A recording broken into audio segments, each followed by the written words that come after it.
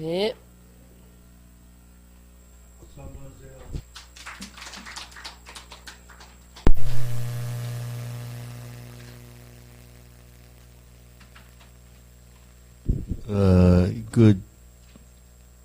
계속 진행하기 전에요. 제가 시 한 편을 여러분에게 소개를 하고요. 이분을 평가하는 게 아니라 우리가 영적인 큰 체험을 했어도 심리적인 기쁨과 만족 그리고 심령적인 기쁨과 만족이 어떻게 다른지 여러분이 알아요.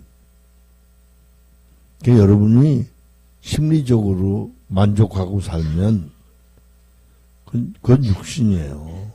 자기도 모르게.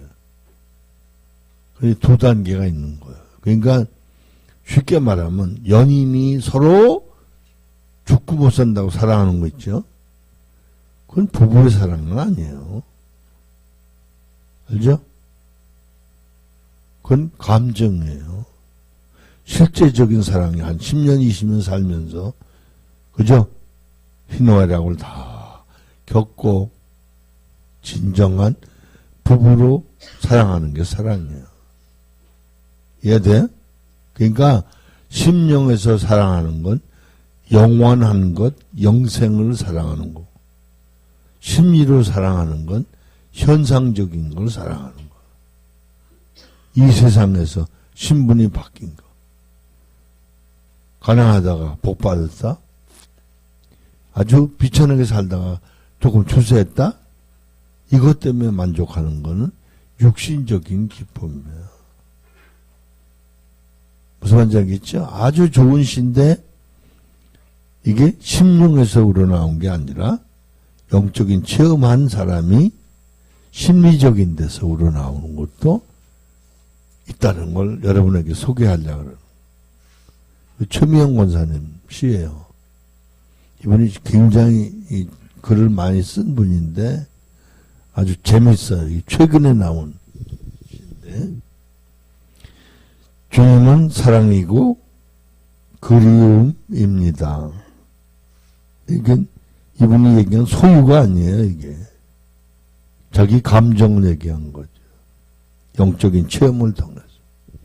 그러나 변화를 체험한 심리에서 나온 거라. 이해돼요? 네, 읽어볼게요. 주님의 사랑이 처음으로 찾아온 날. 내 가슴은 이 세상을 다 얻은 양.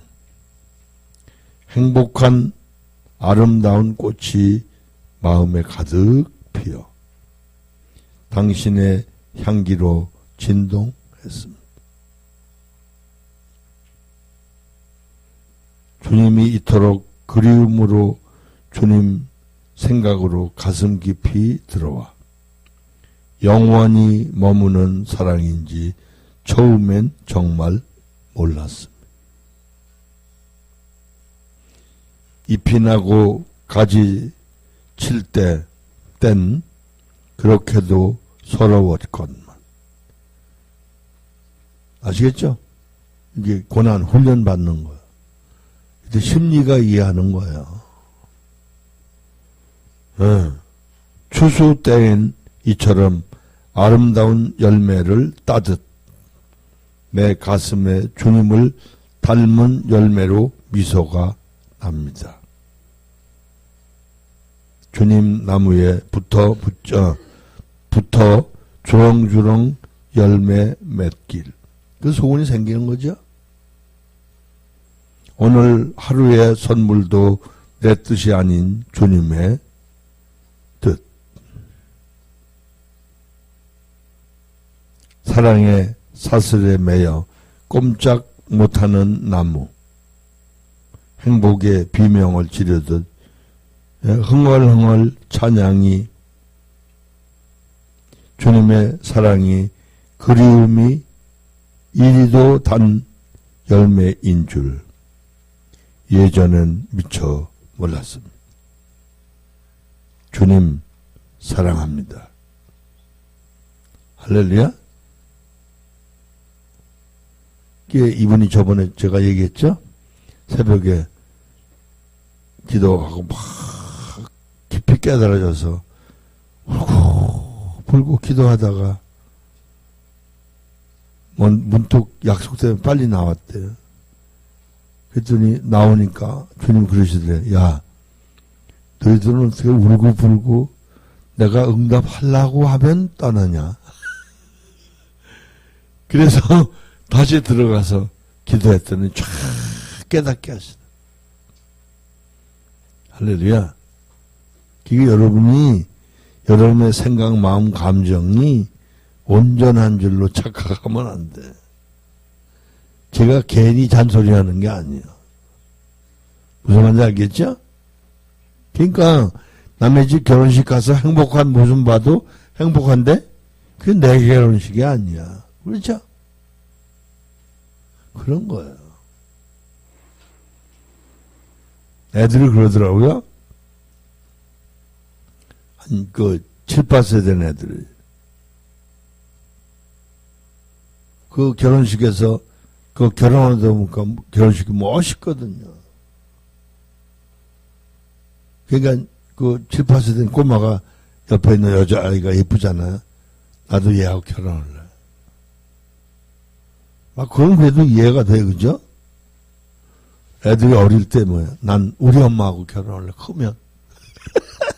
이게 뭔지 모르고 얘기하는 거야. 그지? 어릴 때 엄마 아빠보다 더 좋은 사람이 없잖아. 난 크면 우리 엄마하고 결혼.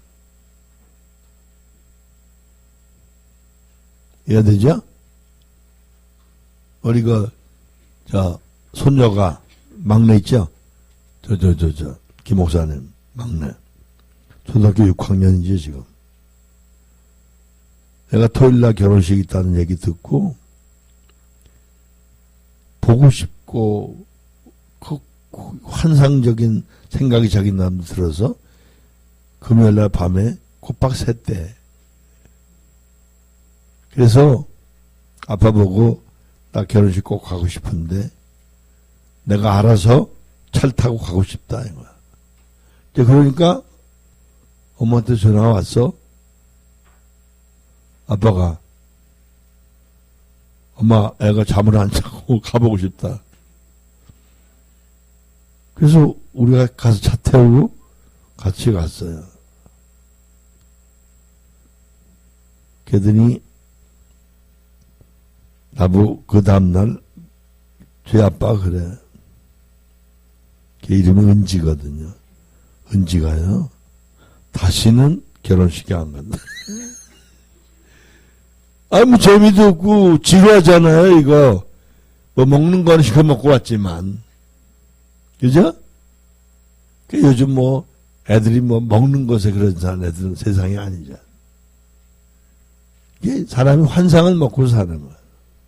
얼마나 흥분했으면 잠을 안 자고. 그러니까 우리가요, 세상에서 되는 것 때문에 흥분하는 경우가 너무 많습니다. 이게 몰라서 그래. 그 애 같은 거요.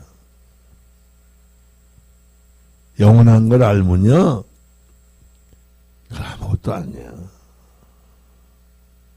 여러분, 축구에 미친 사람들은요, 축구 보다가 심장마비로 죽어.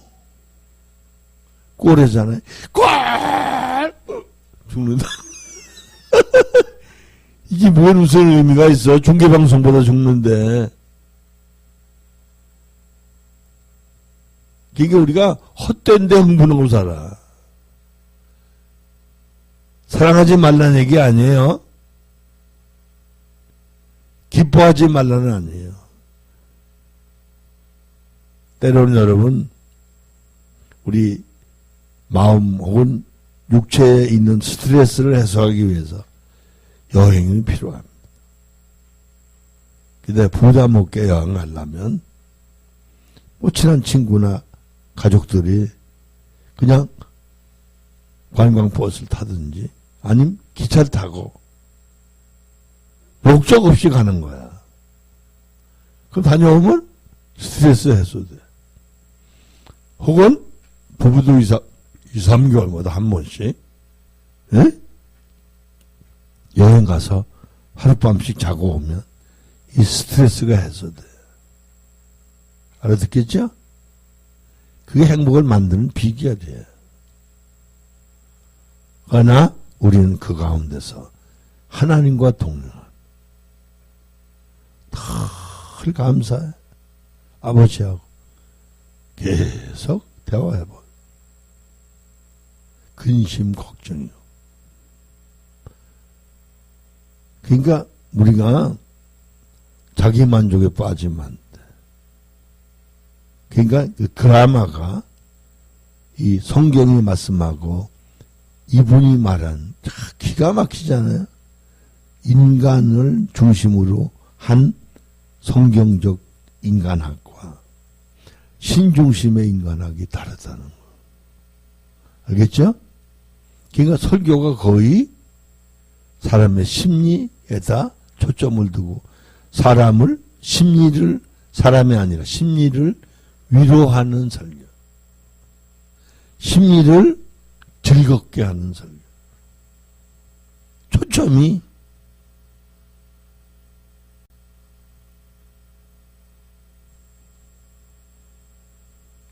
지금 부부가 지금 예를 들어 싸워서 기분 나빠서 친정에 왔는데 얘 밥 먹었니 그럼?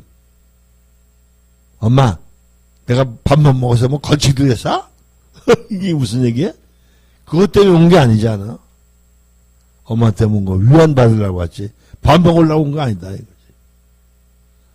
이해되죠? 여러분이 현실이라는 미명 밑에 육신에 속지 마세요. 그 신앙이 아니에요. 육신이지. 여러분이 체험 없다는 게 아니에요. 이해되죠? 그 여러분이 조금 깨닫고 변화를 체험하니까 뭘 느껴요? 아, 지금까지 잘못 믿었고. 그죠? 그게 다,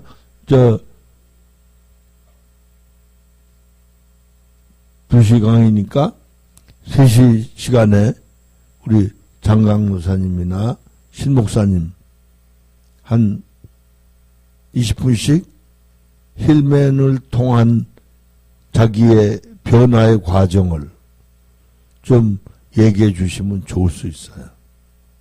다른 분도 좋아요. 무슨 말인지 알겠죠? 그러니까 이게 현상이 다른 걸 알아야 돼요. 여러분 짜장밥 잡수려고 오셨어요? 아니잖아요. 짜장밥은 덤이야. 이거 잡수러 온 게 아니잖아. 말씀을 잡수려고 오신. 할렐루야? 이해하겠죠? 그럼 짜장밥 안 주겠다는 얘기 아니잖아요. 아, 이따가 이제 나중에 뭐 또 좋은 거 드린대요? 빵에다가 또 뭐 있대? 어이구나. 단감에다가. 야, 참나.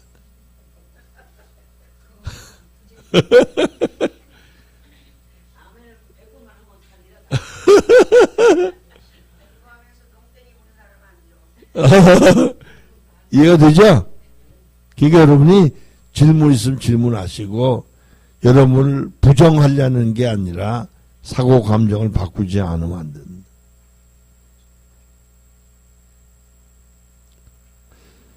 할렐루야. 예. 40페이지 아까 보세요. 2번 시작하자고요.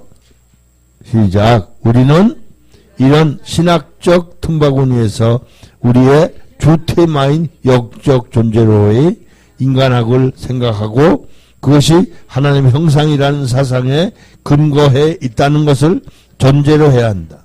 그리고 우리는 우선 하나님의 형상 이론이 성경의 분명한 증거와 아울러 전통적인 교회학들에 의해서 체계화된 사상임을 알아야 한다. 그래서 우리의 출발점은 전통적 교회학과 성경의 전체적 사상을 고려하면서 이 문제를 풀어 나가야 한다. 할렐루야. 이해되죠? 그러니까 이게 우리가 영적 존재라는 걸 모르면 인간적인데 매이는 거예요. 문제 해결. 잘 먹고 잘 살고 그걸 행복이라고 생각하는 거예요. 하나님 우리를 행복하게 하려고 부른 게 아니에요. 희락이라는, 쾌락이 아니에요. 쾌락은 육신적인 것. 희락을 위해 주셨. 기본적인 행복을 부정하는 얘기 아니에요. 아시겠죠? 참 하나님의 배려가 얼마나 놀라. 제가 아파트 팔고 저 힐링센터로 우리가 이사 오려고 우리 두 내외가 기도했어요. 근데 하나님이 안 된다. 너 거기 들어와 있으면 너도 모르게 계속 신경을 써. 의식한다는 거죠. 너는 저기서 쉴 때 좀 쉬어야 내 일을 할 수 있다. 할렐루야? 뭔 말인지 알겠어요? 하나님이 내 소유를 바라시는 게 아니에요. 소유도 아버지 거야. 하나님 나를 더 사랑하시는 거예요. 이걸 알면 여러분 심령 깊은 곳에서 아버지를 존경하고 경외하고 사랑하는 거예요. 그게 나의 삶이 나를 위해 사는 게 아니에요. 아버지를 위해 사는 거예요. 이해돼? 좀 어렵습니까? 논리가 이해되죠? 그게 아버지 뜻이에요. 그러니까 예수님께서 요한복음 17장에 아버지여 우리가 하나인 것처럼 이들이 하나가 되게 하옵소서. 그걸 보니까 제대로 해석하는 사람이 없더라고. 그러니까 사람들끼리 일치되는 거 있죠? 그것만 얘기를 해. 근본을 몰라. 삼위하나님 우리 속에 내주내제해서 우리를 하나님 자녀 왕 성전 제사장 예수 신부로 먼저 온전히 세우기를 원하시는. 그리고 성경에 나온 평화 화평이란 말을 이 세상 화평으로 오해를 해. 평화 아니요. 하나님이 우리와 하나님이 하나 되게 하심으로 화해하는 화평이. 무슨 얘기죠? 그게 전제된 공동체의 평화를 화평을 얘기하는. 아시겠죠? 부부가 다 건강해야 행복한 거 마찬가지.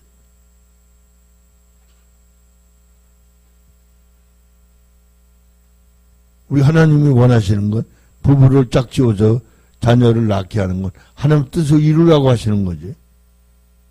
그걸 모르니까 사람들이 요즘 돈 벌어서 애들 기르는데 시간 다 보내고 인간의 행복을 놓칠 수가 없다. 우리는 애 안 낳는. 계약 결혼해. 계약할 때 결혼할 때 계약. 애 안 낳기로 약속한다. 그리고 돈 벌면 둘이 부지런히 해외여행하고 신나게 산다. 그게 요즘 현대 젊은이의 생각. 그런데 성경에 나오죠? 왜 믿음의 가족을 믿음 있는 사람끼리 결혼을 하나님 원하시냐? 하나님의 귀한 자녀를 맡기시려. 태어나게 하시려. 난 그냥 애들 낳았다고 생각한 거지. 목사 사모 난 게 아니었거든요. 근데 하나님은 목사하고 사모가 되게 만드셨어. 아시겠죠? 그게 아버지 뜻대로 나시는 거지. 우리는 대리부. 아시겠죠? 이 본질 알아야 돼. 이거 본질을 모르면 세상 말로 잘 먹고 잘 키워서 출세 성공시키는 게 부모의 몫인 줄 알고 살아. 얼마나 웃기는 거예요?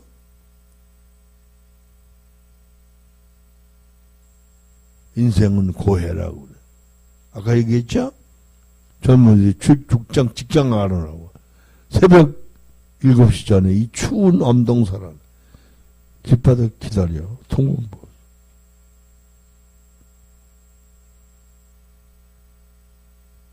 그 이제 신세계 백화점에서요. 내년부터 주 32시간 근무제를 실시한. 주 32시간이면 주 5일 근무에 7시간은 근무라는 얘기죠. 35시간. 5, 7은 35. 알겠죠? 그럼 이틀 쉰다는 얘기잖아요. 토일 쉰다는 얘기야. 그죠? 그것도 7시간 근무야. 잘만하죠? 1시간 줄어진 거죠? 근데 실제는 지금 68시간 근무래, 보통 사람들. 그리고 정부에서 이번에 52시간을 줄이는 거야. 52시간? 56시간. 줄여. 68시간에서 56시간이면 12시간 줄이는 거죠. 그럼 야단이야, 기업에서는. 생산성 문제 때문에. 주일 일하면 하루 반치를 더 줘야 돼.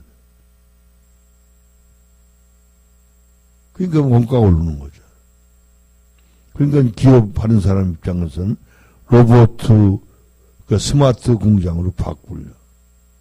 외국 사례를 보니까 능률이 200%, 생산이 200%, 원가 절감이 25% 절감. 그 얼마나 수지 맞는 거예요? 그죠? 앞으로 실업자가 많이 생겼다. 근데 앞으로는 이 프로그래머들이 또 일을 하니까 뭐 일자리 생길 거다 그런 얘기를 해요. 근데 온통 세상 그 집에 바빠요. 우리는 천국 근심하는 사람이 돼야 될 줄 있어. 왜? 조금 있으면 천국 가니까. 이해가 되죠? 그거 헛사는 거예요. 그러니까 목회래도 성공지향적이야. 부흥, 그러니까 영혼을 깨운다는 것보다는 부흥이 더 앞서. 그 전도가 사람 끌어오는 게 아니요. 도를 전하는 게 전도야. 할렐루야? 알아듣겠죠? 이게 전도가 뒤집혀서 전도되는 거야. 무슨 말이겠죠? 그 전도와 그 전도 달라요. 한글은 똑같은데 한문이 달라. 전도가 잘못 뒤집히는 건 구글전자 쓰는 거야. 뒤집힌다 이거야.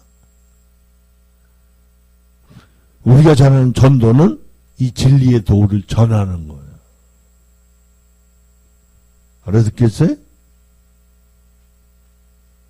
그러니까 이게 심각한 거예요. 뭐 교회 다니면서 안 믿는 사람이 있어요? 믿습니다 그러지. 그거 믿는다고 믿는 게 아니에요. 아까 유기성 목사님 어쩌냐에서 설교 잠깐 들어보니까 교회가 많이 부흥을 했잖아요. 어떤 책을 읽어보니까 우리 교회가 프로그램이 좋다고 소문났냐? 사랑이 많은 교회라고 소문났냐?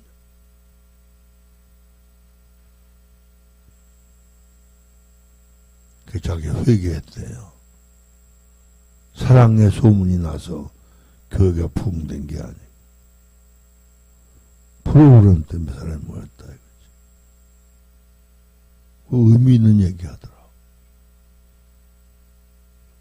여러분 바른 믿음이 없이 돈만 많으면 제삿날 잡아먹는 돼지 되는 거야. 돼지.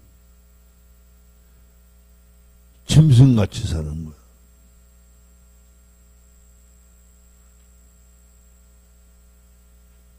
이해되죠? 우리 진리를 바르게 알고 깨닫고 분별하고 온전히 세워지시기를 축원합니다. 이게 여러분 이게 그나마 인식이 확 바뀌어야 돼. 조금 변화된 체험했다고 뭐가 되는 거 아니에요. 이해되죠? 예. 그 다음에 몇 번이죠? 예? 에빌랭 거부터인가요? 예, 에빌링? 사실 맨 아래. 2번 끝에요. 우리는 우선, 예, 시작. 우리는 우선 인식해야 한다. 그리고 성경이 하나님 말씀이라는 말씀의 실제성을 믿고 체험한 저자들의 고백임을 믿거나 처음부터 비과학적인 사실을 담은 신화라는 것들 중 한 개를 분명히 선택해야 한다. 할렐루야? 만약 우리가 성경을 하나님의 실제성을 체험한 저자들의 고백이 아니고 역사 비평적으로 또는 자연과학적으로 검증받아야 하는 역사적 문서로 취급하여 고고학의 대상으로 삼는다면 우리는 처음부터 성경을 오해하고 있었음을 틀림없다. 성경과 하나님 말씀과의 관계를 생각한다면 이것은 상당히 복잡한 문제가 아닐 수 없다. 그죠? 이거 심각한 거예요. 그러니까 여러분의 뜻이 이루어진다고 생각해서 성경을 돌리면서 아멘 그러다가 성경을 말씀 믿는 게 아니야. 저자들의 고백은 역사적, 문자적, 문법적 해석을 우리가 해야 된다고 신학에서 배우는데 그 얘기는 뭔지 아닙니까? 하나님은 영감할 때 유기적 영감을 개인의 사고와 지식, 체험을 동원해서 기록한 말씀이 성경. 그래서 계시된 말씀이라고. 그러니까 이 말씀은 우리가 체험되지 않으면 그건 그라마에 불과한 것이고 그라마는 실제가 안 되는. 결혼하지 않은 처녀가 인생을 아는 게 아는 거야? 저번에 누가 강의하는데 처녀가 교수인데 강의하는데 결혼에 대해서 이제 강의를 하는 거야. 그런데 처녀인 거 알면 강의를 안 믿는 사람들. 그래서 자긴 처녀인데 거기다 반지 끼고 결혼한 것처럼. 진짜 웃기더라. 근데 애 엄마보다 처녀가 더 잘 얘기해. 학문적으로. 인생이 어쩌고저쩌고 결혼이 어쩌고. 알아듣겠어요? 여러분이 성경을 여러분 식으로 잘못 아는 거 아는 게 아니야 그게. 체험이 없는 그라마로 하는 거. 이게 사람으로 인간에게 나오지. 나중에 이제 보게 되는데 성경은 이게 문자적으로 이해하면 이게 그라마다. 이게 체험적으로 이해될 때만 푸뉴마거든. 할렐루야. 이해하시겠죠? 이건 우리가 바르게 인식해야 될 줄로 믿음. 만약 거기부터인가요? 예, 시작. 만약 하나님의 말씀이 무엇이한 질문이 주어진다. 우리는 쉽게 성경이 곧 하나님의 말씀이라고 대답한다. 그러나 신학적으로 본다면 성경이 하나님의 말씀이다라는 말은 이미 많은 문제를 담고 있음을 곧 발견하게 된다. 고대 프로테스탄트 신학은 기록된 말씀과 하나님의 말씀을 동시한다. 할렐루야? 네. 그러나 이런 이해는 종교개혁자들로부터 비판을 받는. 종교개혁자들의 관점은 하나님 말씀이란 엄격한 의미에서 기록된 문서가 아니라 구두적인 말씀, 즉 살아있는 말씀이었다. 할렐루야? 그래서 그 베드로전서에 보면 그랬어요. 그 하나님 말씀이라는 개념을 두 가지로 얘기해요. 로고스하고 레마하고. 로고스는 기록된 말씀. 레마는 전파된 말씀. 말로 전달되는 거죠. 알아듣겠죠? 그러니까 여러분이 문자적으로 믿는다면 믿는 게 아니에요. 문법적으로 믿는다면 믿는 게 아니에요. 체험을 통해서 영적으로 이해돼야 믿는 거예요. 할렐루야! 알겠죠? 우리 겉으로 아는 게 아는 게 아니잖아요. 나이 몇 살, 이름은 누구, 어디 살고, 애들은 몇이고, 이거 아는 거예요? 성경에 안다는 말은 그런 뜻이 아니에요. 부부가 허물없이 아는 것만 안다고 말. 알아듣겠죠? 그러니까 우리가 하나님을 안다는 건 막연히 아는 걸 얘기하는 거예요. 오직 하면 예수님을 우리 신랑이라 그래요. 그게 바울이 복음 전하는 목적을 가르쳐요. 내가 너희를 정결한 처녀로 예수님께 중신한다. 알아들었어요? 그러니까 우리가 잘못 믿으면 교인이라니까, 교인.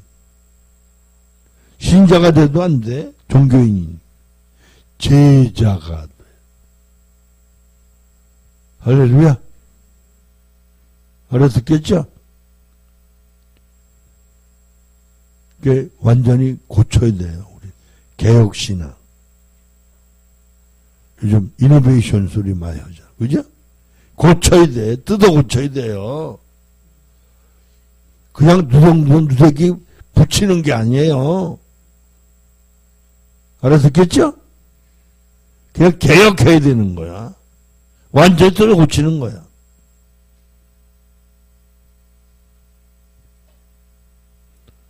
우리 어릴 때는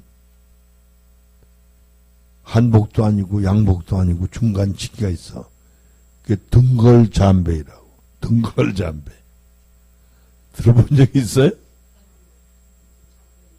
잠배라고 그래서 반바지 비슷하게 하고 위에 서양식 비슷하게 주머니 세우고 단축 끼고 이런 세대가 있었어요.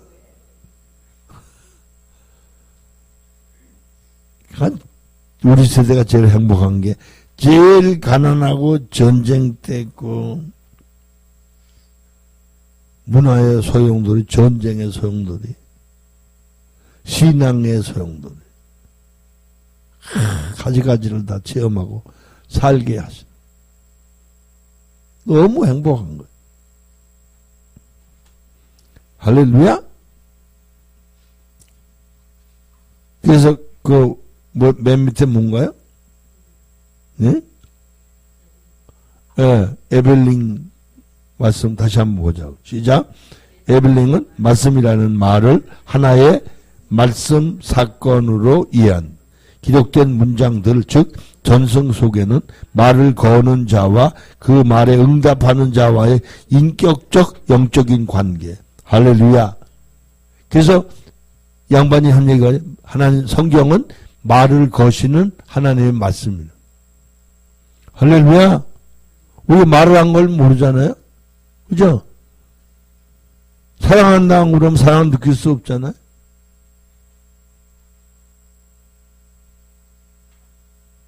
그죠? 그게 말을 건 말씀이야. 그러니까 이거 잘못하면 심리에 빠지면 윤리 도덕에 빠지는 거야. 혼적인. 영적으로 심령적으로 들어가야 그게 진리로 이해해야 돼요. 어제 얘기했죠? 이성간의 잘못된 접촉을 불륜이라고 그랬죠. 그건 윤리적으로 볼 때 그런 거야. 진리를 보면 마음까지도 얘기는 미워하는 게 살인죄. 살인죄 아니잖아요. 그죠? 인간적으로. 현행 법률로 보면 살인죄가 아니잖아요. 살인도 여러분 미필적 고의. 다시 말하면 의도가 있이 죽였다 이거예요. 미필적 고의라고. 그 죽이려고 하다 실패하면 살인 미수. 그죠? 이 법률적 용어도요. 굉장한 의미가 있는 거예요. 그래서 일부러 죽일 계획을 하고 죽이면 고의적인 살인은요. 사형을 시켜. 그죠? 과실치사는 봐줘요.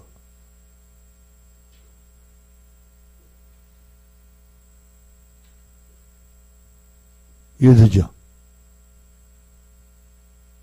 그 잘못해서 죽이면 오살이야, 오살. 오살. 옛날 노인네들. 이 오살할 놈. 참. 이게 무슨 말인지도 모르고 써먹는 거야. 예의 미친놈. 예의 거지 같은 놈. 옛날 어른들은 그 의미도 없이 막 써먹어. 요즘 우리 예수 믿는 사람 아주 요걸 재밌게 하더라. 예의 복 받으려고.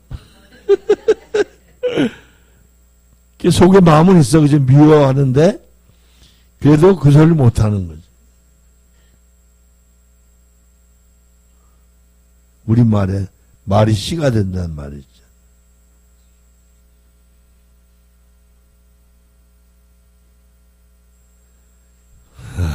참, 기가 막혀요. 그 다음에, 즉, 뭐라고 그랬어요? 예? 이 관계는 영적이고 인격적인 사건인데, 이것을 가져오는 것은 하나님의 실제성과 관계되는 선포이고, 이것을 선포해야 한다고 말한다. 할렐루야. 알겠죠? 그러니까 이게 이제 성경을 사건적으로 설명하면 교훈은 되는데 진리가 안 돼. 생명이 안 돼. 알겠죠? 이게 뮬러 슈베페는 뭐라 그래? 언어와 말씀. 그래서 성경은 증인들의 고백이라고 단언하고 있다. 그러니까 우리가 이 성경을 우리들이 고백할 수 있는, 그 말은 체험한 사람만 고백합니다. 고백적 언어를 사용할 수 있어야 돼. 그렇죠? 할렐루야. 네. 그 다음에 성경이 당시의 저자들이 예수 안에 있는 하나님의 실제성의 사건을 보고 체험한 증인들의 고백을 담은 실제성의 증거라. 18세기 말 이후부터 대두된 역사적 예수 연구와 양식사 비평, 자연과학적 혹은 실증주의적인 방식으로 성경을 쪼개기 시작하는 것은 분명히 신학적인 넌센스에 해당될 것이다. 아주 잘 썼죠? 할렐루야? 그게 뭐라 그랬어요, 그 다음에?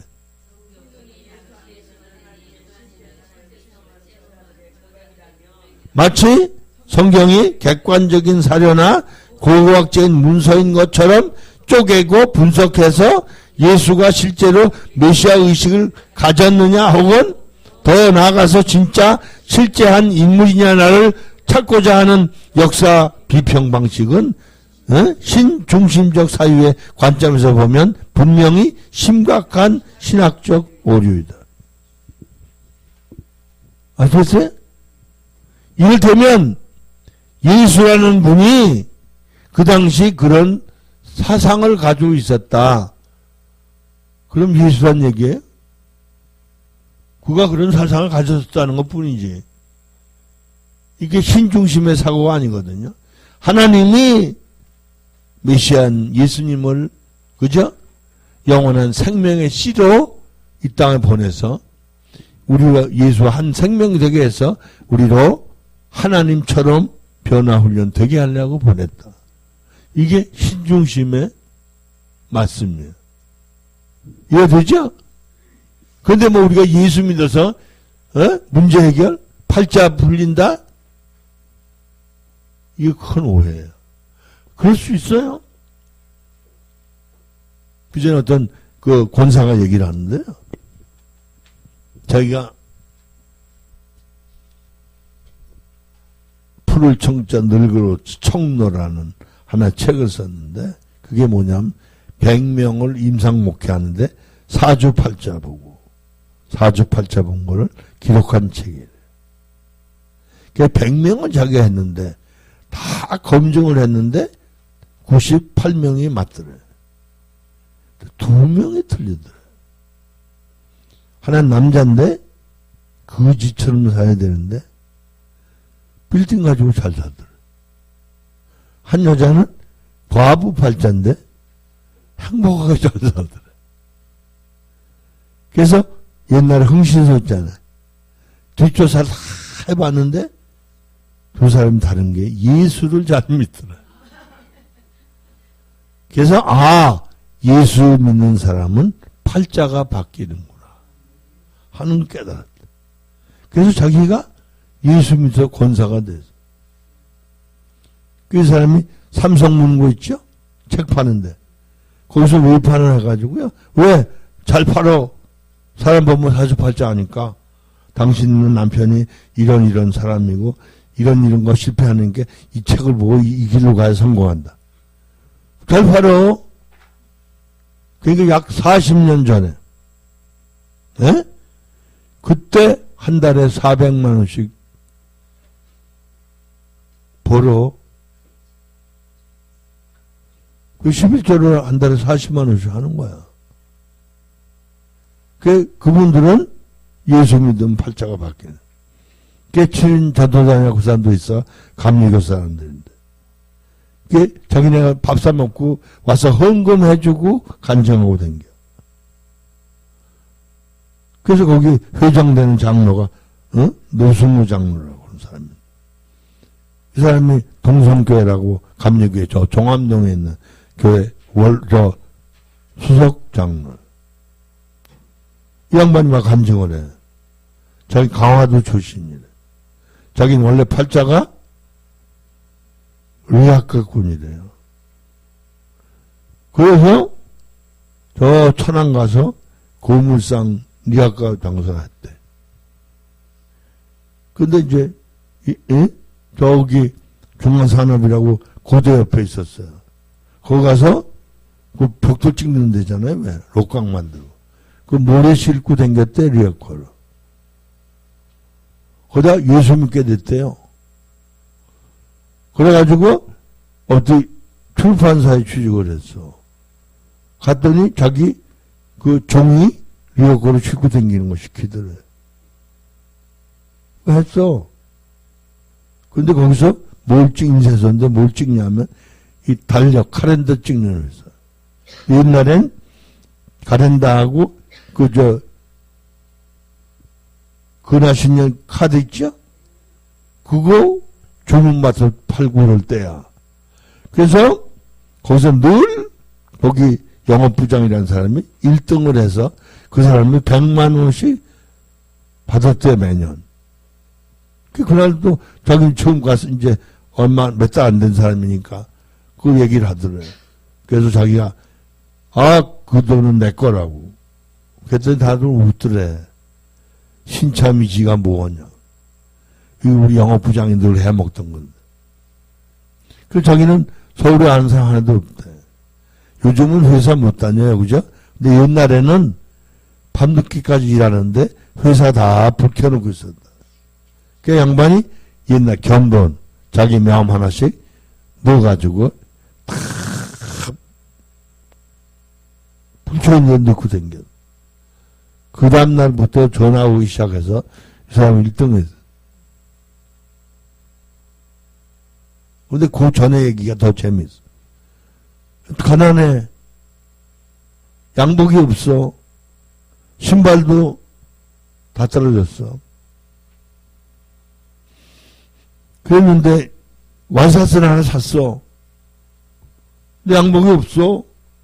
그 담임 목사님 찾아가서 얘기했더니 담임 목사님 양복을 하나 줬는데 이 양반은 키가 적고 이 노장님은 키가 커. 나보다 크더라. 그 바지 입으니까 이마가 올라와. 근데 목사님이 신발을 줬는데 구두가 적지. 그 접어 신고 다니는. 이런 입장에서 그렇게 했는데 100만 원 탔어. 그 예수 믿음 팔자가 변한다는 얘기예요, 그 양반. 그래가지고 우리한테 그때 와서 간증하는데 자기가 여기 롯데라고 왜 저 경부고속도로 이렇게 막 들어가면 어디야 양재동 오기 전에 거기 아니 거기 오기 전에 왼쪽에 롯데라고 인쇄 단지가 큰 게 있었어. 거기서 자기 인쇄 공장 하는데 직원이 70몇 명인데 자기네 회사에 초등학교 나온 사람 자기밖에 사장인데 나머지는 다 대학 출신이. 이번에 복 받은 얘기를 하는. 이 양반은 집에 냉장고 사고 싶으면 2대를 사가지고 한 대 목사님 냉장고 있거나 말거나 갖다 드리고 큰 냉장고 누구 주라 그러는데 침대에는 2대 사가지고 먼저 목사님께 갖다 드리고 자기네 가지고 그리고 집 팔고 돈 남으면 철저하게 현금. 그래서 그때 왜 강남에 붐이 일어났었잖아요. 그 집 사면 더블, 또 사면 팔고 사면 또 더블. 그러니까 맨 실적으로 엄청난 거지. 그래서 부자 된 얘기를 하다. 그러니까 그 사람들은 전부 예수 믿어 팔자 변한다는 얘기. 그러니까 우리 기독교 신앙이 전부 왜곡되고 변질된 거야. 예수 믿으면 팔자 바뀌고 복 받는다. 무슨 말인지 알겠지?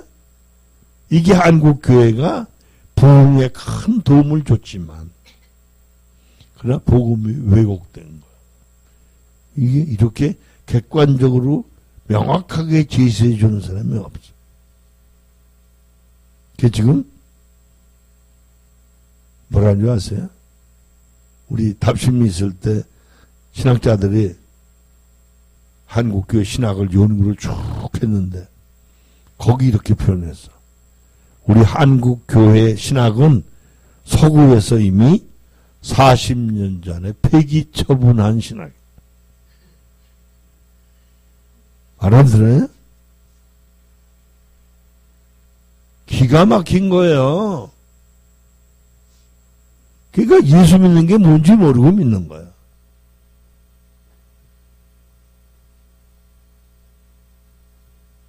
그 육신적으로 다 죽고 쏜다 그러면 나 기절해.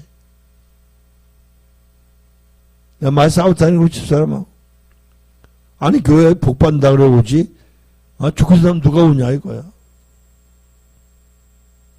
이제 하나님이 이제 생각, 마음, 감정을 바꿔놓으시니까 그게 뭔지 이제 아는 거야. 요즘 그 소리 안 해. 그 이제 그 소리 안 하는 사람이 생기니까 나도 그 소리 안 해. 알아듣겠죠? 때가 지나갔으니까.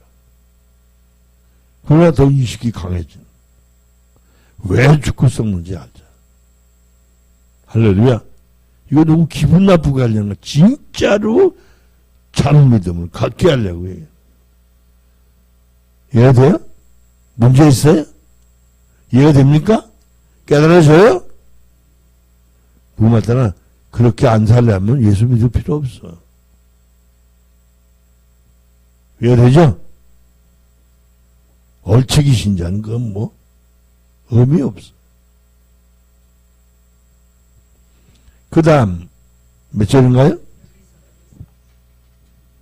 여기서 밑에 하는 5번째 시작. 여기서 의미 있는 것은 성경이 고백이라는 데 있다. 성경이 고백이라 하면 우리가 아는 바 성경은 처음부터 어떤 동기나 허황된 사실을 조작하여 만든 문학 작품이 아니라 그 고백을 이해하는 사람들만 당시 저자들의 고백에 함께 동참할 수 있음을 말하는 것이다. 그래서 성경이라는 전승과 관련하여 가다모의 말대로 말씀의 역사는 이해되어야 하는 것이지 인식되어야 하는 것이 아니다. 가다모는 인간의 언어를 통해 어떻게 하면 과거의 영적인 사건의 결과인 전승과 만날 수 있는가를 해석하게 주제로 삼는다. 해석학의 과제는 전승 속에서 과거적이고 기록적인 사료를 만나는 것에 있는 것이 아니라 체험적이고 경험적이었던 영적인 만남이 지금 현재 다시 일어나야 하는 사건적인 것이 될 수 있는가 하는 점에 있다. 그래서 전승과의 만남은 언어의 사건이고 이 사건을 실존적인 삶의 해석으로 만나야 한다고 그는 강조한다. 가다모가 멋있죠? 아, 너무 멋있어. 가다마이 같아. 가다마이가 뭔지 알죠? 일본말. 양복. 그죠? 응. 그죠? 이 양반이 이렇게 명확하게 얘기해 주니까 우리가 힘이 나는 거예요. 그러니까 제가 괜히 혼자서 주관적으로 얘기하는 게 아니라는 거예요. 학문적인 뒷받침이 되죠. 할렐루야! 여러분, 지금까지 짝퉁 목회했으면 회개하세요. 짝퉁 신앙생활한 거 회개하세요. 회개가 뭐야? 돌이키는 거. 방향 전환. 유턴. 할렐루야! 그 다음에 가다마의 말처럼 성경은 해석학적 경험 또는 체험이라는 이해에 기반에 서서 해석되어야 하는 책이지 오성의 쪼개는 대상으로서의 책이 아니다. 그래서 성경의 쪼개는 오성의 대상이라면 성경은 인간이라는 저자들의 신학들이 자신들의 공동체를 위해 스스로 만들어낸 신학이건 신화이거든요. 날조된 문서가 분명한 것이다. 비평주의 학자들이 이런 오해를 했다고 볼 수 있는데 비평주의 학파란 이미 18세기 말에 한때 있었던 종교 사학파이다. 그들은 과학, 학문이라는 칼로 성경을 난도질하다가 칼 바르트나 에밀 브룬너 또 드리히 고아르센 등에 의해 욕을 먹은 자연과학의 영향을 받은 학자들이다. 신약학 부분에서 H.S. 라이마루스 또 D.F. 스트라우스 그 다음에 W. 브레데 그 다음에 J. 바이스 또 A. 수바이처와 같은 자들이 있고 구약학 부분에서는 가블러, 바우어, 암몬 또 두베테 그 다음에 바트케 그 다음에 벨라우젠, 궁켈, 그죠? 하르낙과 같은 자들이 있다. 그들은 성경이 저자들의 고백을 담은 기록이라는 사실을 넘어서서 계시는 반드시 인간의 이성에 의해 검증을 받아야 된다고 생각한 사람들이었다. 잘못된 거죠? 그래서 J.S. 잼너 같은 이는 기독교 진리의 내용은 더 이상 하나의 종교회의의 권위를 통해 대표되어야 하는 것이 아니라 각자 개인적인 신학적 성향의 수단에서만 그 일반성을 가질 수 있어야 한다고 말한다. 이런 발상들은 확실히 계몽주의의 영향으로 인한 개인의 자유와 자율성이 입각한 합리주의의 성향이 담긴 주장이라고 볼 수 있다. 이런 자유주의의 사조들이 신학사에서 약 200년 정도 신학의 중심 부분에 차지하고 있었다는 것이다. 이런 역사 비평적 신학적 사조에 대해 조직신학적 반성 없이 직접 성경의 주석에서 성경을 가지고 설교할 수 있다고 생각하는 것은 기만적이다라고 그죠? 말하는 그 판넨 베르그의 말을 깊이 생각해 보면 이 말이 상당히 일리 있게 와닿는. 할렐루야. 그러니까 여기서 200년 전에 이미 이 잘못된 사상이라고 정리가 됐다. 그러니까 우리가 신학의 흐름이나 철학의 흐름을 모르니까 이 성경을 자의적으로 해석하는 거야. 문자적으로 해석하는 거야. 육신적으로 해석하는 거야. 심각해야 안 해. 할렐루야. 그러니까 여러분 완전히 속고 살았잖아. 이거 심각한 거예요. 아이고 시간이 많이 갔어요. 잠깐 쉬자고요. 할렐루야. 아멘. 참 이건 정신 나가면 안 돼. 정신 차려야 돼. 땀나죠? 기가 막히네.